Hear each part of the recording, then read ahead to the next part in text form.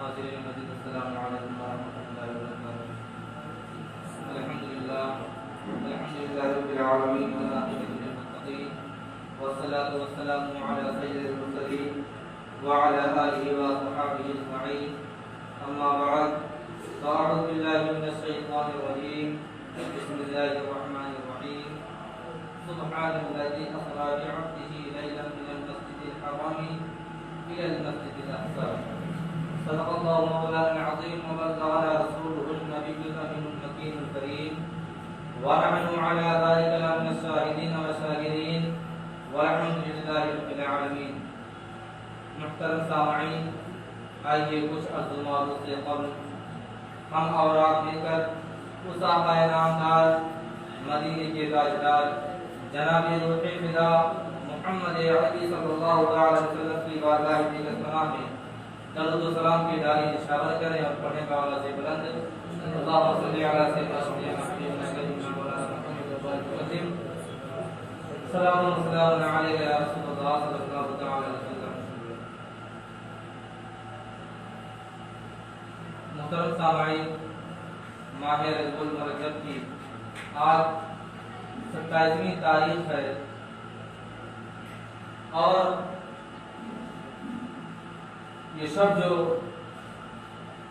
ہمارے اور آپ کے مابین جو سب گزری پچھلی رات، اسی رات کو اللہ تبارک و تعالیٰ نے ہمارے نبی کو اپنی ملاقات اور اپنا خاص قرب عطا فرمانے کے لیے آپ کو عرش پر بلوایا۔ محترم سامعین، دیکھیے معراج کے تعلق سے جو تمام واقعات ہوئے اور جو واقعات بیان کیے جاتے ہیں، اس میں سے ایک چھوٹا سا نکتہ یہ بھی ہے کہ آخر اللہ تبارک و تعالیٰ کو جب اپنے محبوب کو بلانا ہی تھا تو اس مہینے میں اور اس تاریخ کو کیوں منتخب فرمایا؟ کیا یہ کوئی خاص دن تھا؟ کیا اللہ تبارک و تعالیٰ کو یہ دن بہت پسند تھے؟ ویسے تو دنوں میں اس سے اچھے بھی بہت سے دن گزرے ہیں، جیسے رمضان مبارک کا دن ہوا، جمعہ کا دن ہوا، اور دیگر بہت سے متبرک اور پاکیزہ دن گزرے ہیں، لیکن میں آپ کو بتانا چاہوں گا کہ اللہ تبارک و تعالیٰ نے اس دن کو اس وجہ سے مخصوص فرمایا، اس میں بھی ہمارے نبی کے لیے ایک حکمت ہے اور ہمارے لیے ایک بہت ہی اچھی بات ہے کہ اللہ تبارک و تعالیٰ اپنے محبوب کو کس کس ذریعے سے خوش کرنا چاہتا ہے، اس کا اندازہ ہم اور آپ نہیں لگا سکتے۔ تو چونکہ میرے نبی کریم صلی اللہ علیہ وسلم کا معمول تھا کہ روز آنا، جب تک آپ مکہ کی سرزمین پر رہے ہوں یا مدینے کی سرزمین پر رہے ہوں، آپ کا معمول تھا کہ آپ روزانہ اسلام کی تبلیغ کیا کرتے تھے، اور ہر دن کوئی نہ کوئی کافر مسلمان ہو جایا کرتا تھا۔ اتفاق سے 26 رجب المرجب کو آپ جب اسلام کی تبلیغ کے لیے نکلے تو اس دن اللہ تبارک و تعالیٰ کی مصلحت تھی اور اس کی حکمت ہے کہ اس دن کوئی بھی انسان، کوئی بھی کافر اسلام قبول نہیں کیا، اور چونکہ اسلام قبول نہیں کیا تو آپ کی زندگی میں پہلا ایسا مرحلہ تھا کہ کوئی ایسا دن گزر رہا تھا، کوئی ایسی تاریخ گزر رہی تھی کہ جس تاریخ میں کوئی مسلمان نہیں ہوا۔ اس وجہ سے آپ کو اتنی فکر ہو گئی، آپ اتنے متفکر ہو گئے کہ آپ اس دن اپنے گھر کا رخ نہیں کیا، بلکہ آپ اس دن اپنا گھر چھوڑ کر کے جناب ام ہانی کے گھر آپ تشریف لے گئے، اور وہیں پہ آپ نے آرام فرمانے کا ارادہ فرمایا۔ کچھ روایتوں میں یہ بھی آتا ہے کہ آپ نے دروازے بھی بند کر لیے اور لوگوں سے ملاقات کرنے کا ارادہ بھی ملتوی کر دیا۔ बहरहाल जो भी बात रही हो, बात तो यही है कि उस दिन कोई भी काफिर इस्लाम कबूल नहीं किया, इस वजह से आप बहुत फिक्रमंद हो गए। लेकिन अल्लाह तबारक व तआला को ये बात पसंद नहीं आई कि मेरा महबूब जो हर दिन इस्लाम की तबलीग के लिए निकलता है और हर दिन कामयाबी मिलती है, सिर्फ एक ऐसा दिन गुजरा है कि आज कोई इस्लाम कबूल नहीं किया और उसकी वजह से मेरा महबूब इतना फिक्रमंद है, मुझे ये बात गवारा नहीं, अल्लाह तबारक व तआला को ये बात पसंद नहीं आई और अपने महबूब का रूठ ले जाना अल्लाह तबारक व तआला को पसंद ना आया। इस वजह से अल्लाह तबारक व तआला ने इरादा फरमाया और जिब्रील को हुक्म दिया है, जिब्रील जाओ और मेरे महबूब को खुशखबरी और मुद्दा सुना दो कि अल्लाह तबारक व तआला आपकी मुलाकात का ख्वाहिशमंद है, अल्लाह तबारक व तआला आपसे मुलाकात करना चाहता है। तो बताने का मकसद ये है कि उस तारीख का जो मुतय्यन किया गया, जो तारीख मुतय्यन की गई, उसकी सबसे बड़ी और खास वजह यही थी कि उस दिन अल्लाह तबारक व तआला को ये गवारा ना हुआ कि मेरा महबूब फिक्रमंद रहे और मैं उसको इसी तरह देखता रहूं, क्योंकि रोजाना वो इस्लाम की तबलीग करने के लिए निकलते हैं और कोई ना कोई इस्लाम कबूल कर लेता है। पहला एक ऐसा दिन गुजरा है जो कोई इस्लाम कबूल नहीं किया। तो चूंकि दुनियावी आदत भी है, हमारी और आपकी भी आदतें हैं कि जब कोई भी आदमी, कोई भी इंसान अगर किसी चीज में फिक्रमंद हो जाता है, टेंशन में हो जाता है, तो सोचता है कि चलो कहीं किसी सरसब्ज मैदान में, किसी हरियाली जगह में, किसी मशहूर और खास शहर में तकरीर की जाए ताकि मेरा टेंशन और मेरा फिक्र खत्म हो जाए और मेरे नबी का मर्तबा और उसकी अफजलियत उनकी देखिए कि अल्लाह तबारक व तआला आपके फिक्र को, आपके टेंशन को खत्म करने के लिए दुनिया का सैर नहीं बल्कि सातों आसमान का सैर करा रहा है, जन्नत और दोज़ख का सैर करा रहा है, ला मका का सैर करा रहा है, सिदरतुल मुंतहा का सैर करा रहा है। ये क्यों? क्योंकि अल्लाह तबारक व तआला ने मेरे महबूब को, मेरे नबी को वो मर्तबा और वो फजीलत बख्शी है।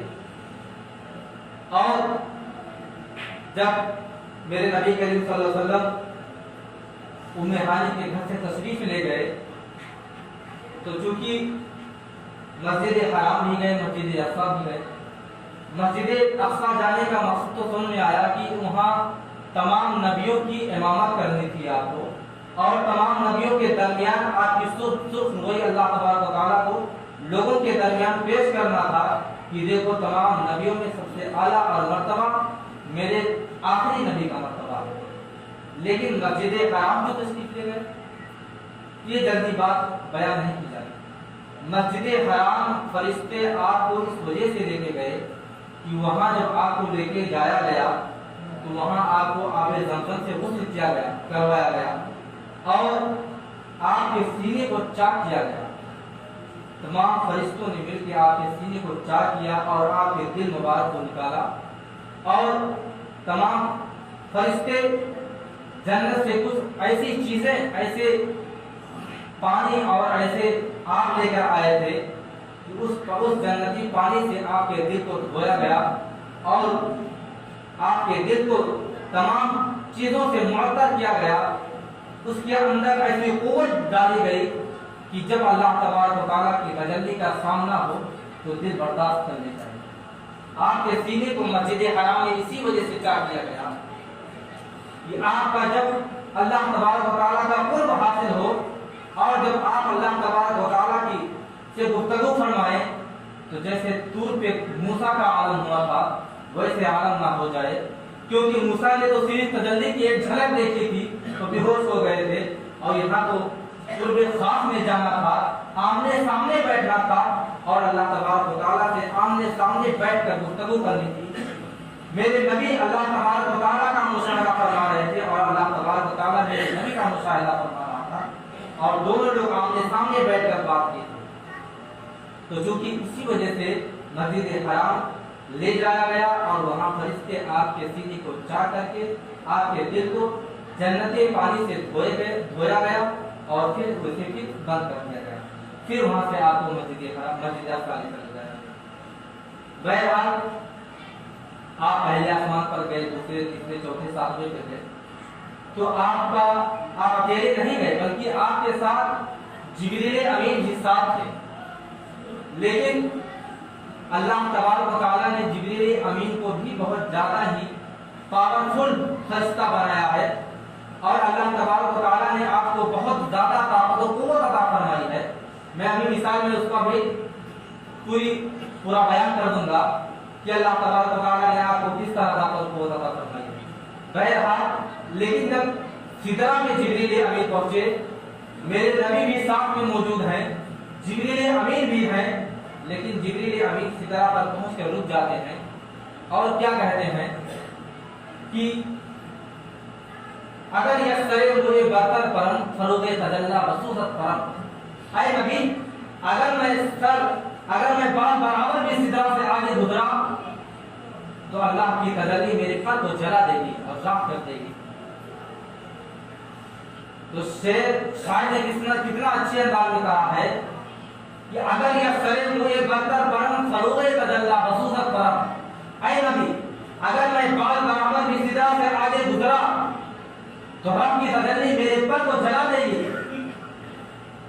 अब यहाँ ये गौर फरमाइए कि अल्लाह तबारक व तआला ने जिब्रील अमीन को ताकत और कुव्वत, ऐसी ताकत और कुव्वत अता फरमाई है कि जरा आप खुद ही गौर फरमाएं कि जब हजरत इब्राहीम अलैहिस्सलातु व तस्लीम इस्माइल ज़बीहुल्लाह को अल्लाह तबारक व तआला के हुक्म से ज़बह करने के लिए मीना के मैदान में पहुंचे, और जब आपके गर्दन पर हजरत इब्राहीम अलैहिस्सलातु व तस्लीम ने छुरी रख दी, गले में छुरी रखी हुई है, और ऐसी छुरी कि अगर पत्थर पर पड़ जाए तो उसको रेजा रेजा कर दे, और वो नरम और गुलाब जैसा गला इस्माइल का, काटने में सिकंदों की बात थी। हजरत इब्राहीम अलैहिस्सलातु व तस्लीम गले पर छुरी रख चुके हैं, सिर्फ दबाना है, एक सेकंड का भी वक्त नहीं लगेगा।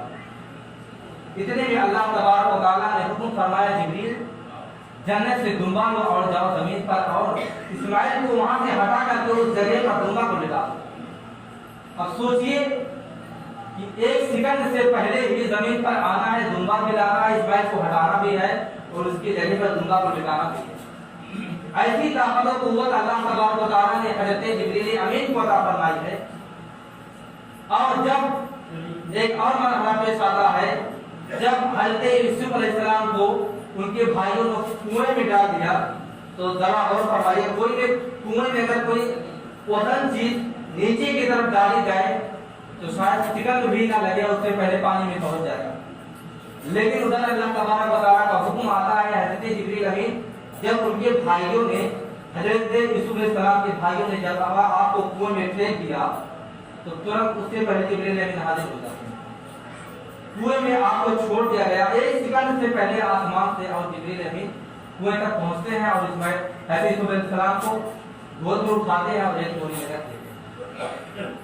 दूसरा मरहला के साथ तीसरा मरहला वो सबसे नाजुक था, सबसे नाजुक मरहला था जब हजरत इब्राहीम अलैहिस्सलातु व तस्लीम को नमरूदियों ने आतिश कदे में फेंकना चाहा, और एक ऐसी मिंजनी बनाई गई जो सारे अरब की सरजमीन पर एक ऐसी मिंजनी थी।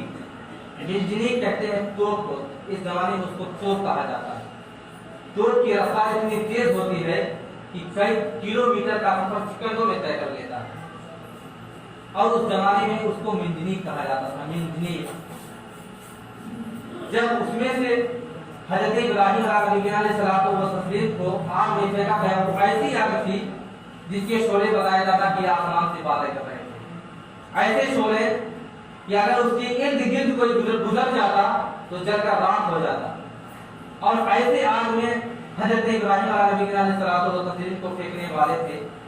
तो जब मिंजनीक पे डाल करके नमरूदियों ने हजरत इब्राहीम अलैहिस्सलातु व तस्लीम को फेंक दिया, और जब आग मिंजनीक से निकल करके आग और हवा के दरमियान थे, सिकंदों में आग जलने वाले से, इतने में अल्लाह तबारक व तआला जिब्रील को हुक्म देता है, जिब्रील जाओ और मेरे बंदे से पूछो, मेरे नबी से पूछो, कोई हाजत हो तो बताए। کوئی ضرورت ہو تو بچائے.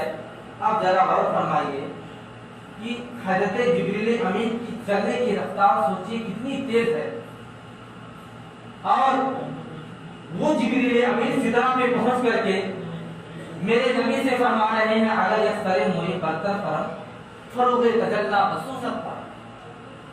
اگر ایک بار برابر بھی میں سدرا سے آگے گزرا تو رب کی تجلی میرے پر کو جلا دے گی. جبریل امین نے کہا نبی اب یہاں سے آپ کی طاقت و قوت چالو ہوتی ہے. میری طاقت یہاں سے جواب دے گئی. جہاں تک مجھے میری طاقت نے گوارا کیا وہاں تک میں آپ کے ساتھ رہا. اب یہاں سے آپ کا سفر کر جائیں. اب وہاں سدرا سے جب میرے نبی نکلے تو کہاں گئے کسی کو پتا نہیں. کہاں گئے کسی کو پتا ہی نہیں.